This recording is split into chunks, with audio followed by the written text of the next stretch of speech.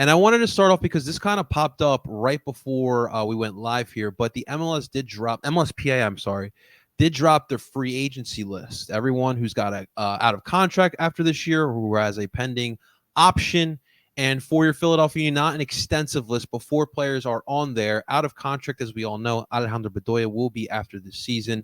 And then pending an option is Jack Elliot, Olivier Beisel, and Matt Real. Now, what's interesting, guys, is that if you guys have been following what Ernst Tanner has been saying at the town hall discussion, he did bring up a little nugget there that they could be potentially doing a little bit of a shakeup at the back line. 3 players who need options are part of that back line. It got my juices thinking, like, is there a possibility that, like, how different could this back line look? And I did put out the question on Twitter. Is there a world where Jack Elliott does not come back next year? I looked at his in-depth numbers. He's definitely regressed this year. He's not getting any younger.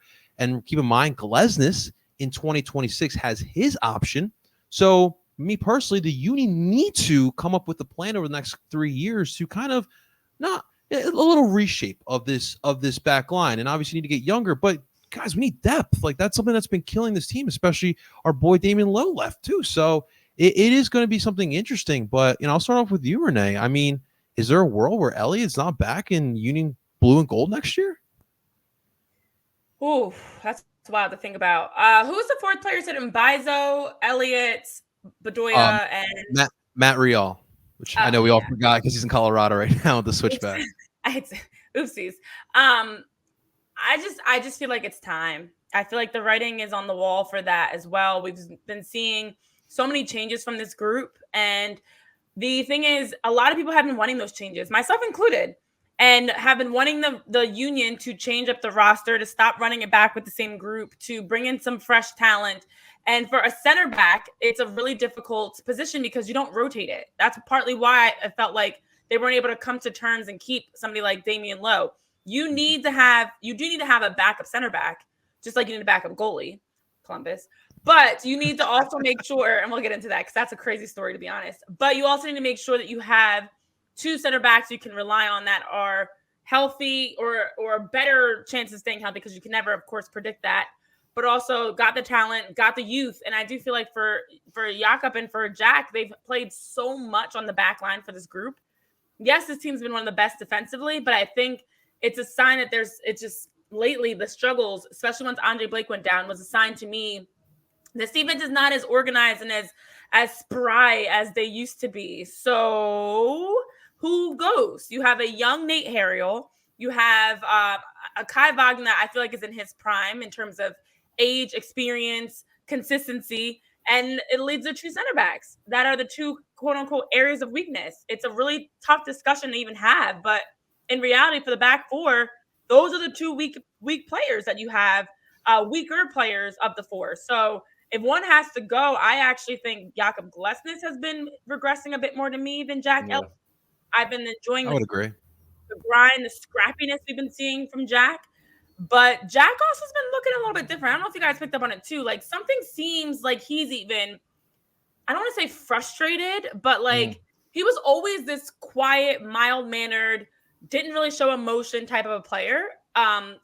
Here and there, of course, he had those moments. But I feel like lately we're getting a lot more emotion, a lot more of like this fire from him. And I don't know if that is a good or a bad thing. I don't know what that means, but I just have noticed it of like, he seems to be coming a little bit out of his shell almost. I don't know if you guys have picked up on that.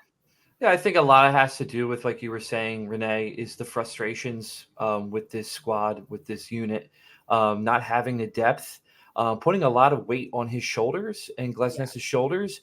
And I think it's getting to them. Obviously, we have seen the signs of regression, like you both were saying. And I think he's feeling that. And that's where you're starting to see this emotion kind of come out of his shell a little bit and whatnot. To say, are they going to make a change? It's hard to say with anything like that about this team. You know, obviously that has been something that we've all have been squawking about for the last couple of years is, you know, are they going to make a change? And they never do. They keep the same people. So is this his last year in Union colors? I think it personally, my opinion, I think it's time. I like the movements that they've been making, like the changes that they've been making recently, the fresh blood that's been coming into this team. It's been exciting. It's been refreshing. It's been nice to see. And I think this unit that has been together for, a couple of seasons now has been great, but it's slowly showing, especially this season alone, stand out, has been showing that it's starting to kind of hinder a little bit. And I think bringing in new people would be great, but also bringing in new people, but having that depth as well.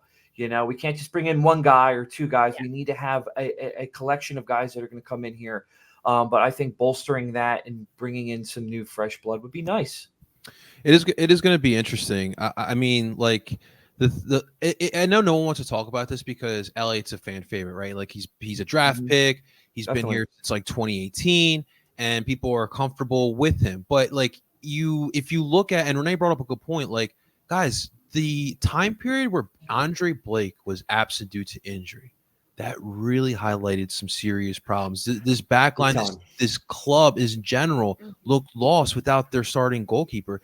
And we all know Andre Blake is a huge difference maker, but that's not good either.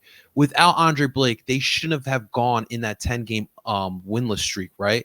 And a lot of it was mishaps on defense, and part of it was that backline there too. I feel like he will be back. And I don't think it's crazy for him to be gone either, but I do think he will be back simply because of the Union loving players who know the system. And Elliot knows the system very well. He's played his entire professional career here with the Philadelphia Union. But I mean, like, as these next couple seasons go by, I talked about Glez's option up in 26.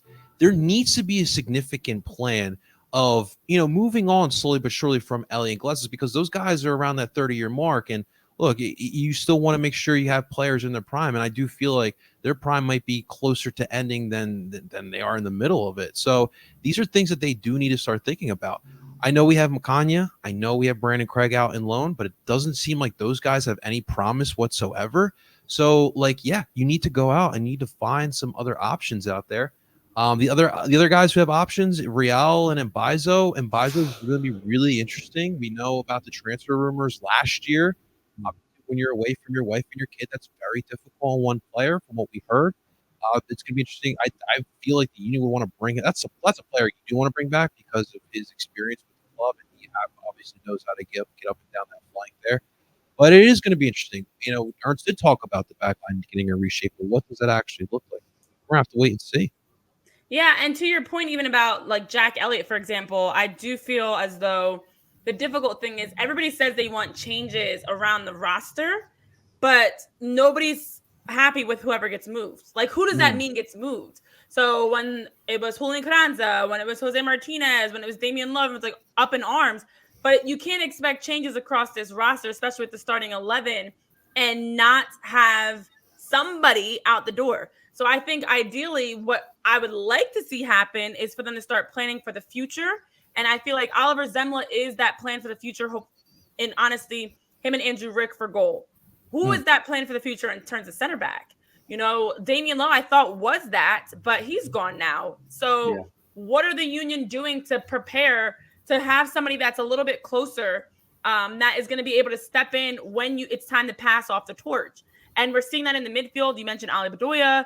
I think even outside back, it's already happened with Nate Harriel being able to step in for, Mbaizo being now an off the bench guy. So I need for this offseason, I hate to even start looking ahead to that, but you want to see them making moves that help add, as you mentioned, Andrew, bolstering the roster to then be able to provide you with depth, but also youth for the future. So I would love to see that from the Union, of just a better plan to start looking ahead.